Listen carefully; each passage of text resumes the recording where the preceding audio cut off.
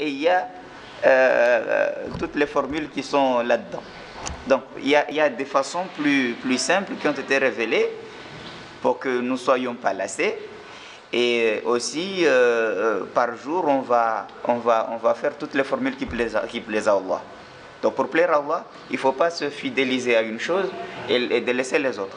Mais en dehors de ces moments-là, qui sont recommandés, qui sont bien décrits, ce sont des moments, par exemple, après la prière, pendant le soir. Au cours de la journée, il n'est pas interdit de multiplier les adhkar. Donc si vous voulez multiplier par quelque chose qui vous tient à cœur, par exemple, dans votre cas c'est l'istighfar, ma'alesh, mais à la base, tu as déjà fait Alhamdulillah, tu as déjà fait Subhanallah, tu as déjà fait La ilaha illallah, et en plus de ça, donc tu es resté attaché à l'istighfar. Je vous recommande, merci, vous avez résumé, c'est très bien. Vous restez fidèle à l'istighfar. Vous faites beaucoup d'istighfar. Mais après chaque salat, on fait baqiyat salihat. Vous faites baqiyat salihat? Voilà, vous avez varié. On fait baqiyat salihat. Subhanallah, alhamdulillah, Allah akbar. 33, 33. On lit ayat kursi. Et on fait la salat sur le prophète sallallahu alayhi wa sallam. Voilà, maintenant, il y a 5 choses qui sont différentes. Et vous restez fidèle avec les serpents. Comment on veut.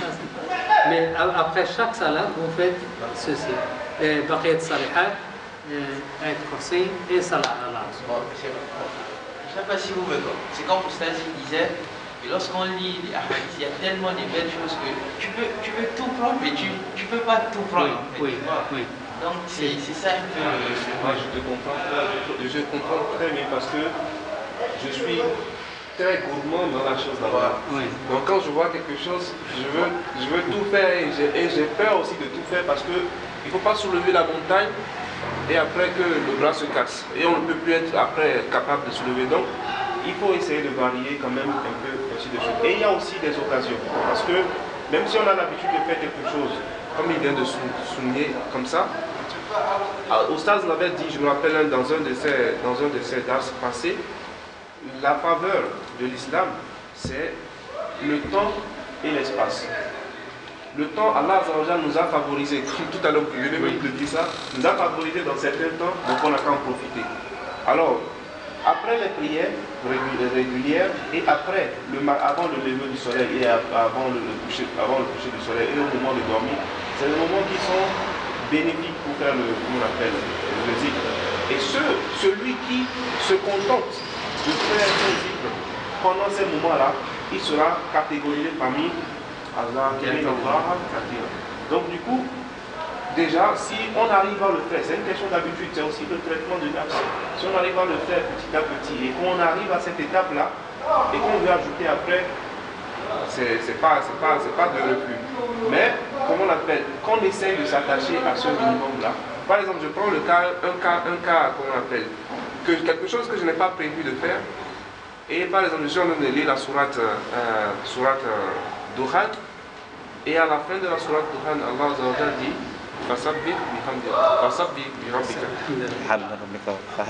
et donc, à la fin de la lecture, je me dis, je dois le faire. Je n'avais pas prévu de faire ça dans la journée, mais vu qu'il s'est passé que j'ai lu cette sourate, donc je me dis, ok, je pose pour le lire, pour pouvoir respecter ce que l'ordre d'Allah a donné. Même si initialement c'était pour le prophète, mais on est en train de suivre le prophète, donc on le fait. Donc il y a des occasions, juste pour dire quoi, qu'il y a des occasions comme ça qui vont venir, où il y a quelque chose qui peut aussi nous tenir à cœur, ou bien quelque chose qui peut se revenir, parce qu'il y a une multitude de hadiths. Un hadith peut nous revenir à l'esprit, et on va dire, je me rappelle de ce hadith-là, je l'applique au moment où je l'appelle. Si demain je ne me rappelle pas, bon, allez, parce que Dieu ne nous punira pas pour ce qu'on a oublié. Mais si au moment où je le fais en dehors, bien sûr, de ce que Dieu rend régulier, mais il faut essayer d'avoir une routine de Azkar, que Dieu nous facilite ça. Non, ça, ma question c'est concernant pour lecture du Coran à haute voix ou voix basse. Donc il y a d'incidents, parfois il y a des personnes qui ne peuvent pas lire le Coran et pour ça bien, il faut lire à haute voix pour donc c'est ça. Et il faut le lire à haute voix de façon à ce que vous entendez vous-même, sans déranger les autres et sans irriter votre gorge, d'une façon à ce que vous entendez vous-même. Pourquoi? Pour qu'il soit facile avec le temps. Votre langue le lit facilement, et quand vous lisez à haute voix, vous apprenez. Mais quand il y a beaucoup de gens à la mosquée qui prennent le Coran et regardent. Ce n'est pas une lecture. Quand on regarde, ce n'est pas une lecture. Il faut, Allah subhanahu wa ta'ala dit, harrik lisanak. Il faut bouger la langue. Quand vous bougez la langue, ça c'est la lecture.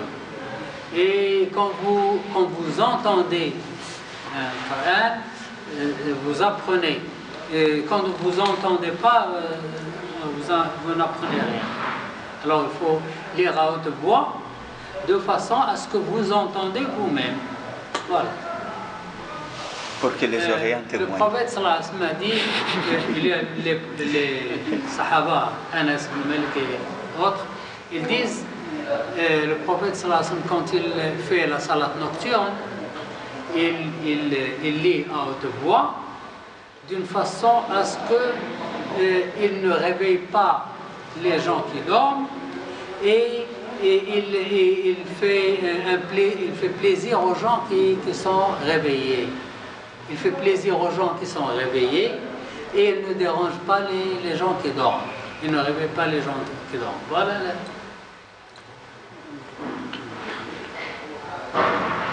Vous appelez? Oui, je comprends. لا يؤنس اليقظان ولا يزعج النائم ولا يوقظ النائم. Il lit à haute voix d'une façon douce et qui ne dérange pas les gens qui dorment et qui est très douce, qui est très jolie à entendre pour ceux qui sont réveillés. C'est-à-dire doucement. ولا تجهر بصلاتك ولا تجهر بصلاتك ولا